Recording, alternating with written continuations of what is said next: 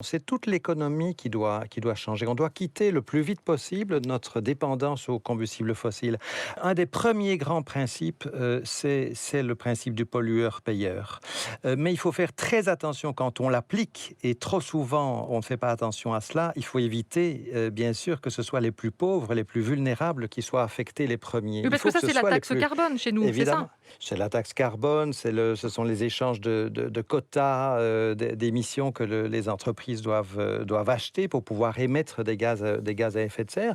Mais on a trop peu fait attention à deux choses. D'une part, au niveau d'ambition qui est nécessaire pour vraiment décourager les émissions à tous les niveaux. Et aussi, on a trop peu cherché à éviter les effets sociaux. Et alors, le résultat, bien, ce sont des manifestations de personnes comme les Gilets jaunes, qui sont affectées d'abord par ces hausses de prix. Donc, il faut vraiment allier la protection de l'environnement et les aspects sociaux, Mmh. tout en faisant payer les pollueurs progressivement de plus en plus cher. Ça, c'est vraiment la mesure numéro un, parce qu'elle est transversale.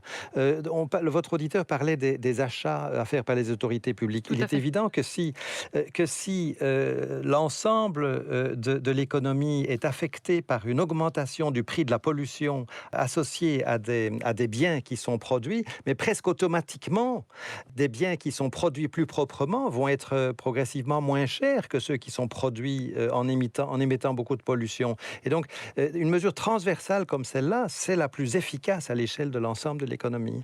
Il est important que aussi bien les citoyens que les entreprises et que les acteurs publics travaillent ensemble pour faire un petit peu comme si on était en mode de survie. Là, on doit vraiment lutter tous ensemble pour maintenir l'habitabilité de la seule planète habitable du système solaire. Il faut quand même le rappeler. Il y a des gens qui pensent, qui rêvent d'aller sur Mars, mais la seule planète vraiment habitable du système solaire pour tout le monde, c'est la Terre. Et nous sommes en train de bousiller son habitabilité, Mmh. notamment en bousillant le climat, mais aussi en érodant la biodiversité.